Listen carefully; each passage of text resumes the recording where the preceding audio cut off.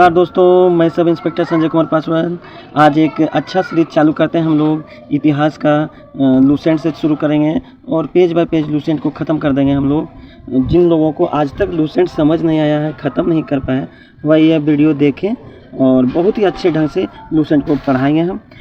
देखिए, लूसेंट में बहुत कुछ सारा चीज़ इंपॉर्टेंट है, मगर इसमें भी जो इंपॉर्टेंट होगा सिर्फ वही पढ़ेंगे हम। चलिए देखते हैं। तो हम लोग स्टार्ट करते हैं और इसको समझते हुए चलेंगे। थोड़ा सा वीडियो स्लो होगा लेकिन अच्छा बनेगा, बहुत ही सुंदर शानदार। चलिए देखते हैं। ये देखिए, इसमें क्या लिखा हुआ देखिए। उत्तर में हिमालय से लेकर दक्षिण में समुद्र तट तक फैला उपमहाद्वीप भारतवर्ष के नाम से जाना था। तो आपको तो पता ही है, ये मैपिंग जो है, उत्तर में ये हिमालय का भाग है जिसमें काराकोरम, लद्दाख, जास्कर, पीर पंचाल आता है। और ये दक्षिण में जो है, इधर तो जानते हैं आप, हिंद महासागर है। यही इसमें वर्णन है एक लाइन में, लेकिन आपको समझना इतना सारा है, समझे। चलिए, महाकाव्यों, देखिए, महाकाव्य एवं पुराणों में भारतवर्ष अर्थात भारत का देश कहा गया है। देखिए, अब यहाँ पे बस इतना ही पढ़ना है। अब यहाँ आगे बढ़ना। देखिए, यूनानियों ने भारत को इंडिया एवं मध्यकालीन जो मुस्लिम इतिहासकार थे उन्होंने हिंद अथवा हिंदुस्तान कह के संबोधित किया था। बस ये कंप्लीट हो गया। अब आगे बढ़ना है। धीरे धीरे जब पढ़िएगा आप लोग तो सब समझ आ जाएगा। इतिहास को पढ़ने के लिए इसको 3 भागों में बांटा गया है: प्राचीन भारत, मध्यकालीन और आधुनिक। इसी का देखिए इतना लंबा दिया हुआ है, लेकिन बस शॉर्ट में पढ़ना है, तुरंत लूसेंट खत्म हो जाएगा आपका। चलिए आगे बढ़ते हैं। तो प्राचीन भारत है, यहाँ से स्टार्ट करते हैं। प्राचीन भारत को भी समझने के लिए इसको 4 भागों में बांटा गया: धर्म ग्रंथ, ऐतिहासिक ग्रंथ, विदेशियों का विवरण और पुरातत्व संबंधी साक्ष्य। चलिए, तो हम लोग धर्म ग्रंथ एवं ऐतिहासिक ग्रंथ से मिलने वाले जानकारी को देखते हैं। चलिए, भारत का प्राचीनतम धर्म ग्रंथ वेद है, जिसके संकलनकर्ता महर्षि कृष्णा द्वैपायन वेद व्यास को माना जाता है। वेद जो है वसुदेव कुटुंबकम का उपदेश देता है। इंपॉर्टेंट है, याद रखिएगा। भारतीय परंपरा वेदों को नित्य या अपुरुष कहा गया है। वेदों को नित्य या अपुरुष इसलिए कहा गया है क्योंकि माना जाता है कि वेद की रचना जो है स्वयं ब्रह्मा विष्णु किए थे। चलिए आगे देखते हैं। वेदों की संख्या 4 है: ऋग्वेद, यजुर्वेद, सामवेद, अथर्ववेद। इन चारों वेदों को जो क्या है, इन चारों वेदों को संहिता कहा जाता है। ये इंपॉर्टेंट है, इनको याद रखिएगा। चलिए ऋग्वेद में देखते हैं। अब देखिए, ऋग्वेद में इतना सारा दिया हुआ है, लेकिन देखिए हम कैसे इसको तुरंत खत्म कर देंगे 2 मिनट में। देखिए, ऋग्वेद है। ऋग्वेद में कितना मंडल है? 10 मंडल, 1028 सूक्ति और 10,462 ऋचाएँ हैं। बस यही इंपॉर्टेंट, ये याद रखना। ऋग्वेद में जो है वाल खिल पाठ की संख्या 11 सूक्ति है, ये याद रखना। इस वेद के ऋचाओं के पढ़ने वाले ऋषि को होत्री कहा जाता है। इस वेद से आर्यों के राजनीतिक प्रणाली के इतिहास के बारे में जानकारी मिलती है। चलिए आगे देखते हैं। विश्वामित्र द्वारा रचित ऋग्वेद के 3रा मंडल में सूर्य देवता सावित्री को समर्पित है। कहेगा 9वां मंडल तो सोम को समर्पित है। कहेगा 3रा मंडल तो सूर्य देवता सावित्री को समर्पित है। इसमें ऋग्वेद के 8वें मंडल के हस्तलिखित ऋचाओं को खील कहा जाता है। चातुर्वर्णीय समाज का मतलब समझ लीजिए, जिसमें 4 वर्ण हो: ब्राह्मण, क्षत्रिय, वैश्य, शूद्र। इसका वर्णन है ऋग्वेद के 10वें मंडल में। बाकी अगर आप लोगों को लगता है ना हम पूरे पढ़ें तो आप वीडियो पॉज करके पढ़ सकते हैं, लेकिन जो इंपॉर्टेंट है हम तुरंत बता दिए इसमें। चलिए आगे बढ़ते हैं। धर्म सूत्र 4 प्रमुख जातियों की स्थिति, व्यवसाय, दायित्व, कर्तव्य एवं विशेषाधिकार में स्पष्ट विभेद करता है। अब चलिए थोड़ा सा बढ़ते आगे हैं। अब देखिए यहाँ पे दोस्त, अब ये पूरा ये जो पैराग्राफ बना हुआ है इसमें कुछ भी नहीं है, 2 लाइन का इससे बात है। एक होता है AD और एक होता है BC। सीधा जानिए कि ईसा मसीह के जन्म से पहले BC लिखा जाता था, नहीं बिफोर क्राइस्ट लिखा जाता, ईसवी पूर्व लिखा जाता था। और जब ईसा मसीह का जन्म हुआ तब से ईसवी चालू हुआ, 1 ईसवी, 2 ईसवी, जैसे अभी 2024 चल रहा है, ये ईसवी है। अब उसी में देखिए ये इंपॉर्टेंट है, महात्मा बुद्ध का जन्म 563 ईसा पूर्व में हुआ था, और देखिए और मृत्यु जो है 483 ईसा पूर्व में हुआ था। बस इसमें इतना ही था और कुछ भी नहीं है। अब बॉक्स बना के अब इसी को 10 मिनट पढ़ेगा लोग तो कैसे काम चलेगा, कैसे लूसेंट कंप्लीट कर पाइएगा भाई। चलिए आगे बढ़ते हैं मेरे भाई। अब देखिए यहाँ 52 अवतार के 3 पंगों का अंकन का प्राचीनतम स्रोत ऋग्वेद में। अब ऋग्वेद में इंद्र के लिए 250 और अग्नि के लिए 200 ऋचाएँ का रचना की गई है।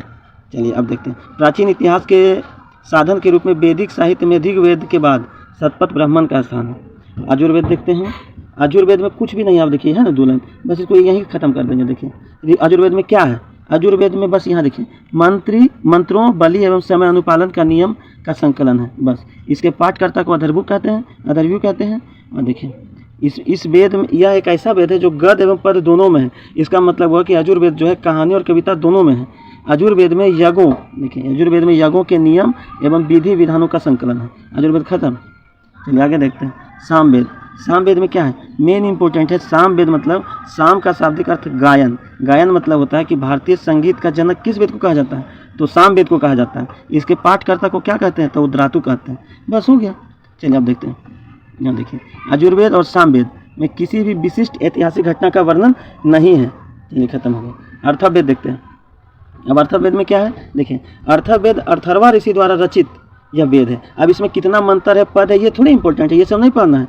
अब देखिए आगे बढ़ते हैं। इसमें देखिए, इसमें कुछ मंत्र ऋग्वेदिक मंत्रों से भी प्राचीन है। यानी कि इसका कहना है कि अर्थवेद में जो मंत्र है वो ऋग्वेद से भी प्राचीन कुछ इसमें मंत्र का उपयोग किया गया है। अब देखिए यहाँ पे है, अर्थवेद में कन्याओं के जन्म की निंदा है, भी आई है, इसको याद करना है।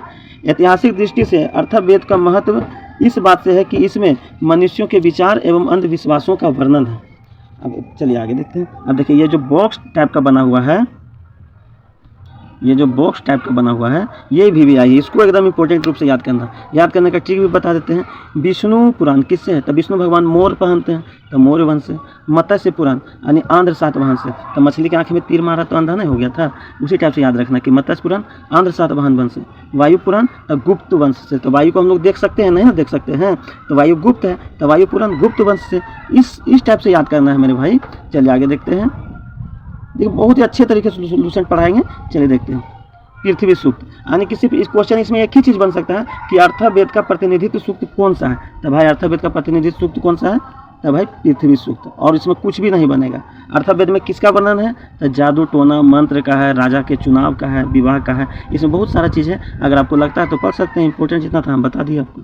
अब देखिए यहाँ पे अर्थवेद में परीक्षित को कुरु का राजा कहा गया है तथा कुरु देश की समृद्धि का एक अच्छा चित्रण मिलता है। अर्थवेद में सभा एवं समिति को प्रजापति की 2 पुत्रियां कहा गया। इसको भी कर लीजिएगा, इसको, ये अच्छा है क्वेश्चन है। सबसे प्राचीन वेद ऋग्वेद है और सबसे बाद का वेद अर्थवेद है। अब देखिए दोस्त, वेद त्रय होता है। वेद त्रय मतलब 3 वेद, और वेद त्रय में कौन कौन आता है? ऋग्वेद, यजुर्वेद और सामवेद। वेद त्रय में जो है अर्थवेद नहीं आता है, क्योंकि अर्थवेद की रचना सबसे बाद में हुई थी। चलिए, अब वेदों को समझने के लिए 6 वेदांग की रचना की गई थी। यहाँ पे है 6 वेदांग का सिर्फ नाम याद कर लीजिए आप। शिक्षा, ज्योतिष, कल्प, व्याकरण, निरुक्त, छंद। बस ये खत्म हो गया। अब आगे देखते हैं। भारतीय ऐतिहासिक कथाओं का सबसे अच्छा क्रमबद्ध विवरण पुराणों में मिलता है। पुराणों की संख्या कितना है? 18। पुराणों के रचयिता लोमहर्ष एवं उसके पुत्र अग्रसर्वा को माना जाता है। अब अगर बोल देगा कि कितने पुराण हैं जिसमें केवल जो है राजाओं के वंशावली पाए जाते हैं, तो 5 पुराण है। कौन कौन है भाई? तो 5 पुराण है। देखिए यहाँ मत्स्य, वायु, विष्णु, ब्राह्मण, भगवत। ये जो 5 पुराण है, इसमें जो है राजाओं के वंशावली पाए जाते हैं। अब देखिए यहाँ पुराणों में मत्स्य पुराण सबसे प्राचीन एवं प्रमाणिक है। अधिकतर पुराण जो है सरल संस्कृत श्लोक में लिखे गए हैं। स्त्रियां तथा शूद्र जिन्हें वेद पढ़ने की अनुमति नहीं थी, वह भी पुराण सुन सकते थे। पुराणों के पाठ पुजारी कहाँ किया करते थे? तो मंदिर में किया करते थे। देखिए कितना बढ़िया तरीके से समझे होंगे आप लोग, और इसको ख़त्म कर दिए ना हम लोग। चलिए आगे देखते हैं। अब यहाँ देखते, स्त्री की सर्वाधिक गिरी हुई स्थिति किसमें दिखाई गई? तो मैत्रेयी संहिता में। ये इंपॉर्टेंट है, इस तरह याद करना। मैत्रेयी संहिता में ये जो है स्त्री को क्या बोला गया? जुआ एवं शराब के भांति स्त्री को पुरुष का तीसरा दोष बताया गया। किसमें? तो मैत्रेयी संहिता में। शतपथ ब्राह्मण, देखिए शतपथ ब्राह्मण में स्त्री को पुरुष का अर्धांगिनी कहा गया है। स्मृति ग्रंथों में सबसे प्राचीन एवं प्रमाणिक स्मृति मनुस्मृति है। चलिए मनुस्मृति क्या है भाई? तो शुंग काल का मानक ग्रंथ है।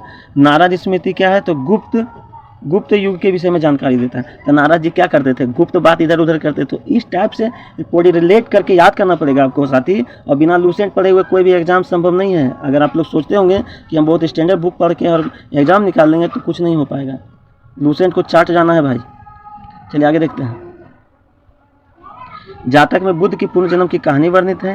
हीनयान का प्रमुख ग्रंथ कथा वस्तु है, जिसमें महात्मा बुद्ध का जीवन चरित्र का वर्णन किया गया है। जैन साहित्य को आगम कहा जाता है। जैन धर्म का प्रारंभिक इतिहास क्या है?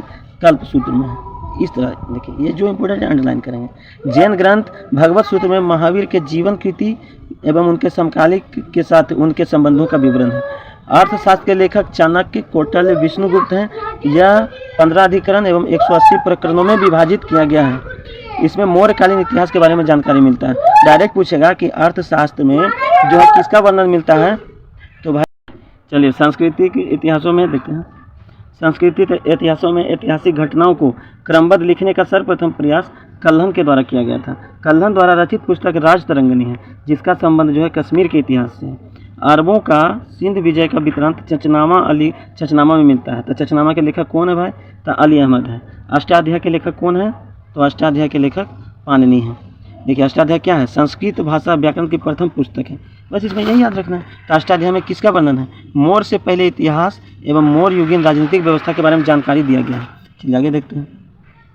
अब यहाँ पे देखिए कात्यायनी की जो है गाग्री संहिता क्या है, एक ज्योतिष ग्रंथ है, फिर भी इसमें भारत पर होने वाले यवन आक्रमण का उल्लेख मिलता है। पतंजलि क्या है, तो पुष्यमित शुंग के पुरोहित थे। महाभाष्य से शुंगों के इतिहास का पता चलता है। ये देखिए दोस्त जितना भी बॉक्स बना के दिया हुआ है वो अभी भी आई है। अब देखते हैं यूनानी हम लोग लेकर देखते हैं। टेसियस कौन था, ईरान का राजवैद्य था इसमें। और अब देखिए क्या कुछ लगता है इंपॉर्टेंट इसमें, नहीं। भारत के संबंध में इसका विवरण आश्चर्यजनक था, कहानी परिपूर्ण, क्या कुछ लगता है इंपॉर्टेंट, नहीं। तो सिर्फ यही याद रखना कि टेसियस क्या था, ईरान का राजवैद्य था। तो हेरोडोटस कौन है, इन्हें इतिहास का पिता कहा जाता है। इनकी पुस्तक का नाम क्या है, हिस्टोरिका है। बस इतना याद रखना। इनका संबंध भारत फारस ईरान के संबंध में है, परंतु इनका वर्णन ये देखिए कुछ है इंपॉर्टेंट, ये सब नहीं पढ़ना है। सिकंदर के साथ आने वाले लेखक कौन कौन से थे, निरियाकस, एनेसेस क्रेटस, एस्ट्रियोबुल्स। चलिए आगे देखते हैं। मेगास्थनीज कौन थे, तो मेगास्थनीज भाई सेल्यूकस निकेटर का राजदूत था, जो चंद्रगुप्त मौर्य के दरबार में आया था। इसने अपनी पुस्तक इंडिका में मौर्य युगीन समाज एवं संस्कृति के विषय में लिखा है। डायमेकस या सीरिया नरेस एंटियोकस का राजदूत था। ये सब दरोगा में पूछा हुआ क्वेश्चन है बीएसएससी में। चलिए आगे देखते हैं। बिंदुसार के राज दरबार में आया था, इसका विवरण भी मौर्य युग से संबंधित है। डायनोसिसियस ये क्या कौन थे, ये मिस्र नरेस टोलमी फिलाडेल्फस का राजदूत था, जो अशोक के राज दरबार में आया था। टोलमी कौन थे, तो टोलमी दूसरी शताब्दी में भारत का भूगोल नामक पुस्तक लिखे थे। प्लिनी क्या है, तो इसको बस इतना याद रखना है कि नेचुरल हिस्ट्री के लेखक कौन है, तो प्लिनी है। बस इस पुस्तक में पशु पेड़ पौधे खनिज का विवरण मिलता है। सब कभी पूछेगा भाई, नहीं पूछेगा, सीधा याद रखना कि नेचुरल हिस्ट्री के लेखक कौन है, तो प्लिनी। हो गया। इस कारण से लोग नहीं पढ़ पाता है लूसेंट, उसको समझ ही नहीं आता बेचारा क्या पढ़ना है। देखिए पेरिप्लस ऑफ द एरिथ्रेंसी, इसके लेखक अज्ञात हैं, अभी तक जानकारी नहीं मिला है। इसमें बस याद रखना कि 80 ईस्वी में हिंद महासागर की यात्रा पर आया था इसका लेखक। अब चीनी लेखक देखते हैं हम लोग भाई। चीनी लेखक में कौन कौन, इसका ट्रिक भी है। फांसी हुई आप लिख लीजिए, आपको समझ आ जाएगा। फोसे फाहियान, क्योंकि मोबाइल पे लिखने में बनता नहीं है। चलिए देखिए फोसे फाहियान ये चीनी यात्री थे, गुप्त नरेश चंद्रगुप्त द्वितीय के दरबार में आए थे, इंपॉर्टेंट था। मध्य प्रदेश के समाज एवं संस्कृति के बारे में वर्णन किया था। इन्होंने मध्य प्रदेश की जनता को सुखी एवं समृद्ध बताया था। ये याद रखिए कि फाहियान कितने वर्षों तक भारत में रहा था, 14 वर्षों तक। संयोगन क्या है, 518 में भारत आया। अपने 3 वर्षों की यात्रा में बौद्ध धर्म की प्रतियां एकत्रित की। ह्वेनसोंग कौन है, हर्षवर्धन के शासनकाल में आए थे। 629 में चीन से भारत आए थे और 15 वर्ष तक ठहर के रहा था। अभी फाहियान को आप लोग देखे होंगे 14 वर्ष तक रहा था, और ह्वेनसोंग जो है 15 वर्ष तक रहा था। ह्वेनसोंग को ही जो है यात्रियों का राजकुमार भी कहा जाता है। इसका विवरण जो है एक पुस्तक में वर्णित है जिसका नाम है CU की। चलिए अब देखिए, इसको आप रोक भी सकते हैं, रोक के आप पढ़ भी सकते हैं। बिहार के नालंदा जिला में नालंदा विश्वविद्यालय में अध्ययन करने एवं बौद्ध ग्रंथों को एकत्रित करने के उद्देश्य से आया था। इन्होंने 138 देशों का विवरण मिलता है इसमें CU की में, जो इनकी बुक है।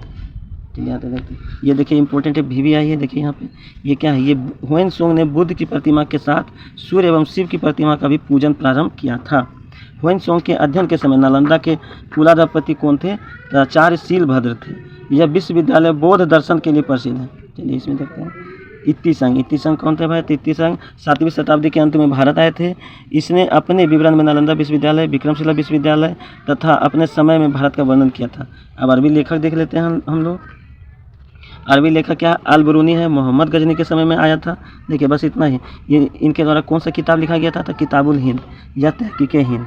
बस इसमें इतना ही देना है और याद रखना, और कुछ भी याद नहीं रखना है। अब ये सब हम पूरा पढ़ेंगे, जो धर्म दर्शन रीति रिवाज ये सब कुछ भी नहीं पूछेगा भाई, ये सब नहीं पढ़ना है। चलिए आगे बढ़िए। इब्न बतूता कौन थे, ये अरबी भाषा में लिखा गया एक यात्रा वृत्तांत है। ये रहेला कौन लिखा है भाई, तो इब्न बतूता किसके समय में आया था, तो MBT के समय में आया था, मोहम्मद बिन तुगलक के समय में आया था, 1333 में आया था। मैं दिल्ली पहुंचा, इसकी विद्वता से प्रभावित होकर देखिए सुल्तान मोहम्मद बिन तुगलक ने उसे दिल्ली के काजी नियुक्त किया था। चलिए आगे देखते हैं। अब अन्य लेखक देख लेते हैं। तारानाथ देख लेते हैं, अच्छा क्वेश्चन है। कयुंगर एवं देखिए कयुंग्र एवं तयुंग्र नामक ग्रंथ की रचना तारानाथ ने किया था। इसने भारतीय इतिहास के बारे में जानकारी मिलती है। मार्को पोलो 13वीं शताब्दी के अंत में पांड्य देश की यात्रा पर आया था। इसका विवरण पांड्य इतिहास के संबंध में महत्वपूर्ण है। चलिए अब देखते हैं पुरातत्व, ये भी देख ही लेते हैं। एक पेज और देख लेते हैं दोस्त, कितना टाइम हो रहा है देख लेते हैं, थोड़ा समय का भी समय। पुरातत्व संबंधी साक्ष्य से मिलने वाली जानकारी देखते हैं। 1400 ईसा पूर्व में अभिलेख। बेगाज कोई एशिया माइनर से वैदिक देवता मित्र, वरुण, इंद्र, नासाते, अश्वनी कुमार के नाम मिलते हैं। चलिए तो 2 पेज कंप्लीट हो गया है। अब इसमें भी देख लेते हैं क्या क्या है थोड़ा सा। चलिए अच्छा ही है, देख लीजिए इसको, ये कर लेते हैं। होगा थोड़ा सा लंबा होगा, कोई दिक्कत नहीं है, पढ़ना ही है तो लंबा क्या है, छोटा क्या है। चलिए, मध्य भारत में भगवत धर्म विकसित होने का प्रमाण यमन राजदूत हेलियोडोरस के बेस नगर विदिशा गुरु स्तंभ लेख से प्राप्त होता है। सर्वप्रथम भारतवर्ष का जिक्र हाथी गुफा अभिलेख में हुआ। सर्वप्रथम दुर्भिक्ष की जानकारी देने वाला अभिलेख सगोरा अभिलेख है। इस अभिलेख में संकट काल में उपयोग हेतु खाद्यान्न संरक्षित करने का उल्लेख किया गया है। सर्वप्रथम भारत पर होने वाले हून आक्रमण की जानकारी BBI याद रखिएगा भीतरी स्तंभ लेख से प्राप्त हुआ था। सती प्रथा का पहला उल्लेख भानुगुप्त द्वारा रचित एरन अभिलेख से प्राप्त होता है। सातवाहन राजाओं का पूरा इतिहास उसके अभिलेखों पर आधारित है। रेशम बुनकर की श्रेणी की जानकारी मंदसौर अभिलेख से प्राप्त होता है। कश्मीरी नवपाषाणिक पुरास्थल बुजरोहम से गर्तावास गड्ढा घर का साक्ष्य मिला है। इसमें उतरने के लिए सीढ़ियों का भी वर्णन मिला है। चलिए आगे देखते हैं। प्राचीनतम सिक्कों को क्या बोलते हैं? प्राचीनतम सिक्कों को आयात सिक्के बोलते हैं। इसी को साहित्य में कापाषाण बोलते हैं, काटसापन बोलते हैं। सर्वप्रथम सिक्कों पर लेख लिखने का कार्य जो है यवन शासकों ने किया था। समुद्रगुप्त की बीना बजाती हुई मुद्रा वाले सिक्कों से उसके संगीत प्रेमी होने का प्रमाण मिलता है। अरिकमेडु जो पुदुचेरी के निकट है, वहाँ से रोमन सिक्के प्राप्त हुए थे। चलिए ये देखते हैं फ्रेंड, ये बॉक्स अच्छा इंपॉर्टेंट है, इसको देखते हैं। सबसे पहले भारत के संबंध में बर्मा स्वर्ण भूमि वर्तमान में जो भी म्यांमार है, जिन्हें मलाया, स्वर्णद्वीप, कंबोडिया, कंबोज, जावा से स्थापित हुआ है। चलिए ये इंपॉर्टेंट है, इसको देख लेते हैं हम लोग। इसको थोड़ा ये इंपॉर्टेंट है, ये क्वेश्चन पूछता है बार बार, इसको देखते हैं। चलिए हाथी गुफा अभिलेख उड़ीसा में है, कलिंग राजा खारवेल के द्वारा निर्मित किया गया था। जूनागढ़ अभिलेख किससे संबंधित है? तो रुद्रदामन। नासिक अभिलेख तो गौतम बल्लभ श्री। प्रयाग स्तंभ लेख तो समुद्रगुप्त। एहोल अभिलेख पुलकेशिन द्वितीय। मंदसौर अभिलेख मालवा नरेश यशोवर्मन। ग्वालियर अभिलेख नरेश भोज भीतरी एवं जूनागढ़ तो स्कंदगुप्त। देवपाड़ा कौन है? बंगाल के शासक विजय सेन है। अभिलेखों के अध्ययन को एपिग्राफी कहते हैं। चलिए देखते हैं। उत्तर भारत में मंदिरों का निर्माण की कला। अब देखिए इतना है, इतना नहीं पढ़ना, सिर्फ देखिए इसमें कैसे खत्म हो। उत्तर भारत में जो मंदिर बनते हैं उन्हें नागर शैली कहते हैं, और जो दक्षिण भारत में जो मंदिर बनते हैं जैसे कर्नाटक, तमिलनाडु, इसको द्रविड़ शैली बोलते हैं। और जो बीच में जो दोनों का मिश्रण होता है नागर शैली और द्रविड़ शैली को, उसे बेसर शैली कहते हैं। मेरे दोस्त इसी तरह पढ़ना पड़ेगा लूसेंट को, तभी खत्म हो पाएगा। चलिए देखते हैं आगे। पंचायतन शब्द मंदिर रचना शैली से संबंधित है। बस इतना ही इंपॉर्टेंट है। अब पंचायतन मंदिर का उदाहरण कौन कौन सा है? 2-4 को देख लेते हैं। खंडरिया महादेव मंदिर, ब्रह्मेश्वर मंदिर, लक्ष्मण मंदिर, लिंगराज मंदिर, दशावतार मंदिर, देवगढ़ का दशावतार मंदिर, गौंडेश्वर मंदिर महाराष्ट्र में। हो गया, इसी तरह पढ़ना है। चलिए ये तो बस यहाँ तक है दोस्तों। अब कल जो है प्रागैतिहासिक काल से हम लोग शुरू करेंगे। 20 मिनट का वीडियो हो गया है मेरे भाई। बस इसी तरह हम लोग मन से पढ़ते रहेंगे, तुरंत देखिए लूसेंट समझ आएगा और याद भी होगा। और बिना लूसेंट के मेरे दोस्त कोई भी एग्ज़ाम पार लगाना संभव नहीं है। ठीक है, जय हिंद। अच्छा लगे तो शेयर कीजिए, लाइक कीजिए, कमेंट, सब्सक्राइब। थैंक यू, जय हिंद, धन्यवाद।